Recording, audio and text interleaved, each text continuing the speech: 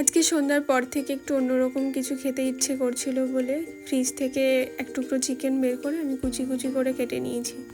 কড়াইতে বাটার দিয়ে পেঁয়াজ কুচি রসুন কুচি দিয়ে নাড়িয়ে নেওয়ার পর তার মধ্যে আমি চিকেনটা ঢেলে দেব।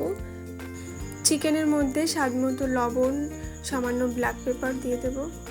আমি যেহেতু ঝালটা বেশি খাই এই জন্য আমি একটু বেশি দিয়েছি, তোমরা চাইলে কম দিতে পারো। তারপর চিকেনে সামান্য জল দিয়ে 5 থেকে 7 মিনিট ফুটিয়ে জলটা শুকিয়ে নেব। অন্য একটা কড়াইতে সামান্য বাটার দিয়ে তার মধ্যে রসুন কুচি দিয়ে দেব।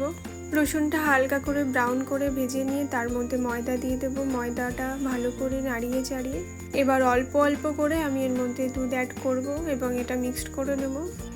এর মধ্যে সামান্য লবণ, লঙ্কা কুচি, তোমরা চাইলে চিলি ফ্লেক্সও দিতে পারো, আমার কাছে ছিল না বলে আমি লঙ্কা কুচিটা দিয়েছি। এবার এটাকে ভালো মতো নাড়িয়ে চাড়িয়ে 2 মিনিট ফুটিয়ে আমি নামিয়ে নেব। এবার প্যানে বাটার দিয়ে তার মধ্যে রসুন কুচি দিয়ে হালকা নাড়িয়ে নেব। এবার রাইস দিয়ে দেব এবং সামান্য ব্ল্যাক পেপার এবং ধনেপাতা কুচি দিয়ে ভালো করে নাড়িয়ে চাড়িয়ে নামিয়ে নেব। গরম গরম রেডি বাটার গার্লিক রাইস, সাথে হোয়াইট সস চিকেন। সত্যি বলতে খেতে অসাধারণ ছিল, তোমরাও ট্রাই করতে পারো। তো আজকের মতো টাটা।